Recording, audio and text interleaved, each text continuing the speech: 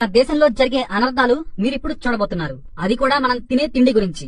ఏమాత్రం ఆలస్యం చేయకుండా అవేంటో తెలుసుకుందాం. నెస్లే కంపెనీ తనే స్వయంగా ఒప్పుకుంది వాళ్ళ చాక్లెట్ కిట్ క్యాట్ లో దూడ మాంసం యొక్క రసం కలుపుతామని. మద్రాస్ హైకోర్టులో ఫెయిర్ అండ్ లవ్లీ కంపెనీ మీద కేసు వేసినప్పుడు ఆ క్రీమ్ లో పంది గ్రీస్ అంటే పంది నుండి వచ్చిన తైలాన్ని కలుపుతామని స్వయంగా ఒప్పుకుంది. మనం జలుబు వస్తే వాడే విక్స్ పేరును ఉన్న మందులను యూరప్ లోని అనేక దేశాలలో బ్యాన్ చేశారు. అక్కడ దీనిని విషంగా ప్రకటించారు. కానీ మన భారతదేశంలో రోజంతా టీవీలో దీని ప్రకటన వస్తుంది. లైఫ్ బాయ్ అనేది బాత్ సోప్ కాదు, టాయిలెట్ సోప్ కాదు. ఇది జంతువులకు స్నానం చేయించే కార్బోలిక్ సోప్. యూరప్ లో లైఫ్ బాయ్ తో కుక్కలు స్నానం చేస్తాయి. కానీ భారతదేశంలో 10 కోట్ల జనాభా దీనితో రుద్ది స్నానం చేస్తారు.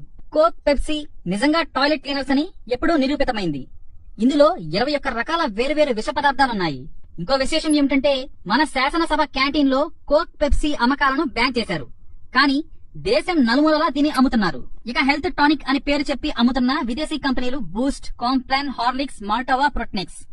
వీటన్నిటినీ ఢిల్లీలోని ఆల్ ఇండియా ఇన్స్టిట్యూట్ అంటే భారతదేశంలోనే అన్నిటికన్నా పెద్ద ల్యాబ్. ఈ ల్యాబ్ లో పరీక్షించగా తేలిందేంటంటే కేవలం వేరుశనగ పిప్పి నుంచి తయారవుతుందని. అంటే వేరుశనగ నుంచి నూనె తీయగా దాని వేస్ట్ మిగులుతుంది. దానిని గ్రామాలలో పశువులు తింటాయి. దానితో ఈ హెల్త్ టానిక్లు తయారవుతాయి.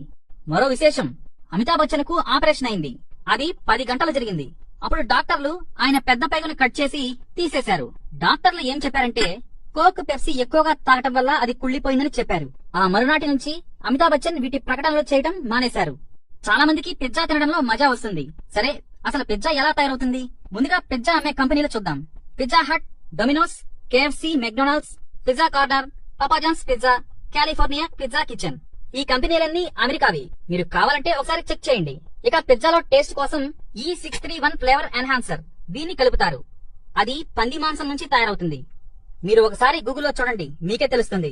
ఇక మనం తినే పదార్థాలు, తాగే పదార్థాలపైన, ఆ ప్యాకెట్లపైన ఈ కోడ్స్ ఉంటే వాటిలో ఈ పదార్థాలు కలుస్తాయి.